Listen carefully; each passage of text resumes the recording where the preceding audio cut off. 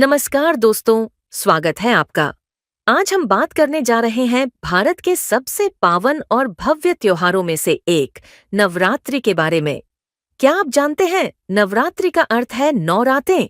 ये 9 दिन और रातें केवल पूजा पाठ तक सीमित नहीं है, बल्कि शक्ति, भक्ति और संस्कृति का अद्भुत संगम है। तो आइए जानते हैं नवरात्रि का महत्व क्या है और लोग इसे इतने उत्साह से क्यों मनाते हैं। नवरात्रि का परिचय भारत को त्योहारों का देश कहा जाता है और नवरात्रि उनमें से एक ऐसा पर्व है जो पूरे देश में अलग-अलग रूपों में मनाया जाता है। साल में 2 बार नवरात्रि आती है, चैत्र और शारदीय नवरात्रि। चैत्र नवरात्रि वसंत ऋतु में और शारदीय नवरात्रि शरद ऋतु में मनाई जाती है। शारदीय नवरात्रि का महत्व अधिक माना जाता है क्योंकि इन दिनों को शक्ति की आराधना का समय माना गया है। अब सवाल उठता है, आखिर नवरात्रि मनाने की शुरुआत कैसे हुई? पौराणिक कथाओं के अनुसार महिषासुर नामक असुर ने कठोर तपस्या कर शक्तियां प्राप्त की और वरदान लिया कि उसे कोई भी देवता या पुरुष नहीं मार पाएगा। वरदान के घमंड में उसने तीनों लोकों में आतंक मचाना शुरू कर दिया। देवता भी उसके सामने हार गए। तब ब्रह्मा, विष्णु और महेश ने अपनी अपनी शक्तियों को मिलाकर एक दिव्य शक्ति की रचना की, जिसे हम माँ दुर्गा के नाम से जानते हैं। माँ दुर्गा ने महिषासुर से 9 दिनों और 9 रातों तक भीषण युद्ध किया और 10वें दिन उन्होंने उसका वध कर दिया।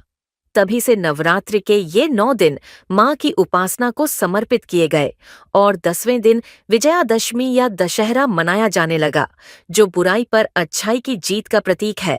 दोस्तों, नवरात्रि का हर दिन माँ दुर्गा के एक अलग स्वरूप की पूजा के लिए समर्पित होता है। शैलपुत्री, शक्ति और स्थिरता की प्रतीक। ब्रह्मचारिणी, तपस्या और संयम की देवी। चंद्रघंटा, शांति और साहस प्रदान करने वाली। कूष्मांडा, सृष्टि की रचनाकार मानी जाती है। स्कंदमाता, मातृत्व और करुणा की देवी। कात्यायनी, वीरता और पराक्रम की प्रतीक। कालरात्रि, भय और अंधकार का नाश करने वाली। महागौरी, शुद्धता और सरलता की देवी। सिद्धिदात्री, सभी सिद्धियों और शक्तियों को प्रदान करने वाली।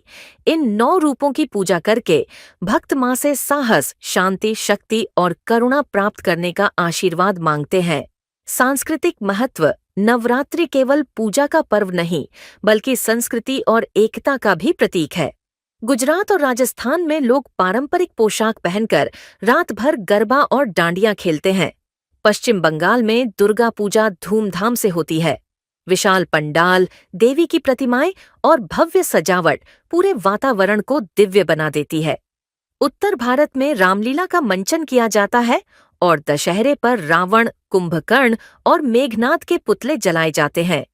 दक्षिण भारत में गोलू सजाने की परंपरा है, जिसमें घरों में देवी देवताओं और पौराणिक कथाओं की झांकियां लगाई जाती हैं। देखा दोस्तों, नवरात्रि भारत की विविधता में एकता का सबसे सुंदर उदाहरण है। आध्यात्मिक और व्यक्तिगत महत्व। नवरात्रि हमें केवल बाहर की बुराई से लड़ना नहीं सिखाती, बल्कि भीतर की बुराइयों पर विजय पाने की प्रेरणा भी देती है। माँ दुर्गा ने महिषासुर का वध किया था, लेकिन हमारे भीतर भी छोटे छोटे महिषासुर छिपे होते हैं, जैसे क्रोध, अहंकार, ईर्ष्या, आलस्य और लोभ। नवरात्रि हमें याद दिलाती है कि हमें भी इन बुराइयों पर जीत हासिल करनी है। इसीलिए लोग इन दिनों व्रत रखते हैं, सात्विक भोजन करते हैं, ध्यान और भक्ति में लीन रहते हैं। उपवास का मकसद केवल शरीर को स्वस्थ रखना नहीं, बल्कि मन और आत्मा को भी शुद्ध करना है। आधुनिक समय में नवरात्रि, आज की भागदौड़ भरी जिंदगी में नवरात्रि हमें एक ठहराव देती है। ये 9 दिन हमें अपने जीवन का आत्ममंथन करने का अवसर देते हैं। ये हमें सिखाते हैं कि परिस्थितियां चाहे कितनी भी कठिन क्यों न हो, अंत में सत्य और अच्छाई की ही जीत होती है। नवरात्रि का असली संदेश है शक्ति, भक्ति और एकता। शक्ति, ताकि हम हर चुनौती का सामना कर सकें। भक्ति, ताकि जीवन में सकारात्मक ऊर्जा बनी रहे। एकता, ताकि समाज में प्रेम और भाईचारा बना रहे। तो दोस्तों, नवरात्रि केवल एक धार्मिक पर्व नहीं, बल्कि जीवन को सही दिशा में ले जाने वाला अवसर है। यह हमें प्रेरणा देती है कि अच्छाई हमेशा बुराई पर विजय पाती है। आइए इस नवरात्रि हम सब मिलकर माँ दुर्गा से प्रार्थना करें कि वे हमें शक्ति दें, साहस दें और हमारे जीवन से हर बुराई का नाश करें। धन्यवाद और आप सभी को नवरात्रि की हार्दिक शुभकामनाएं।